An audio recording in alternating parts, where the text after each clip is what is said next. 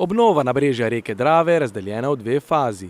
Ena faza sega od Studenške brvi do Sodnega stolpa, kjer bo motorni promet ohranjen.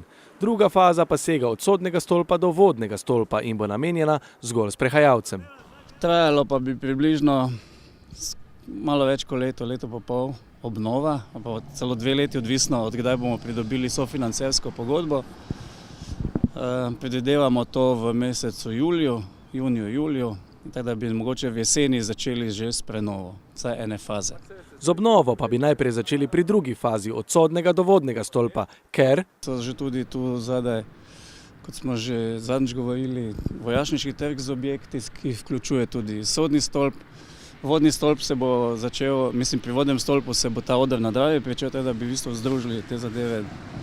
Seveda to pomeni zapiranje tega območja za promet, ne. Tu bi bil v bistvu namenjen za pešce in kolesarje, lokali ostajajo, pa intervencijski promet pa bi bil seveda možen, pa za stanovalce, da lahko pridejo do svojih hiš, ne. Zaprtjem lenta za motorni promet občina počasi uresničuje namero o umiku prometa iz starega mestnega jedra. Moderna družba, vajena lastnih prevoznih sredstev, bo torej morala spremeniti navade.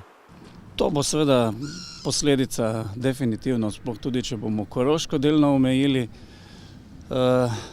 Promet se bo počasi prestavljal na desni breg, tam treba urediti logistično žile, vzhod-zahod, ker ta del je problematičen, ker še verjetno nekaj časa ne bomo severne obvoznice oziroma te severo-zahodne obvoznice dobili.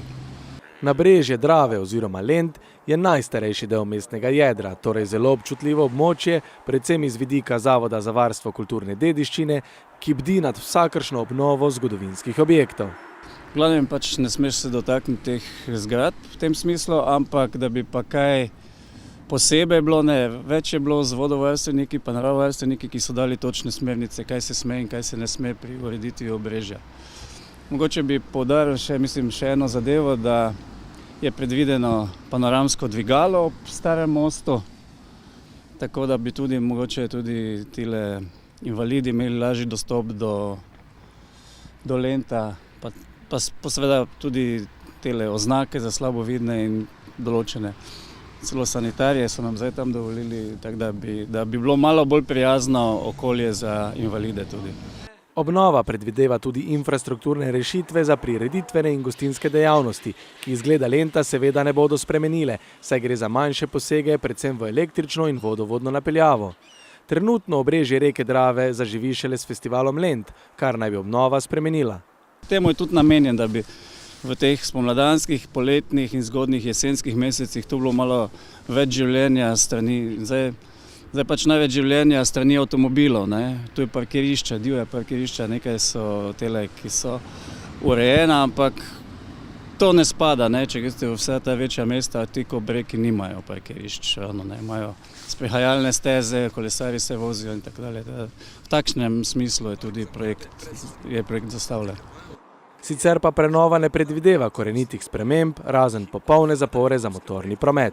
Ne, razen tega, da bo mogoče večje moči, da ne bo rabili več kablov vleči, toliko glede električnih priključkov, da bo prenovljena kompletna osvetlitev, sodobna in pa da bojo lahko tudi, glede na to, da je tu reka, da bojo privezi za čolne oziroma za ladjico bo tukaj, mogoče za splav tam pri lesenem delu, da bi malo oživili tudi rečni promet, da bi se lahko tu prebivalci, ki se želijo kopati na otoku, šli lepo na splav in bi jih splav lepo zapeljal do otoka. To bi bilo da imamo tudi mi plovno Dravo, ne samo za gledati, pa za labode. Obrežni prostor ob reki Dravi bo torej namenjen tudi rečnim plovilom in prepotrebnemu povezovanju turistične ponudbe, s katero ima Maribor veliko težav, priložnosti pa, kot vidimo, veliko. Vrednost celotnega projekta je približno 9,4 milijona evrov, od tega se porazdeli 80% na evropska sredstva in 20% lastnih sredstev.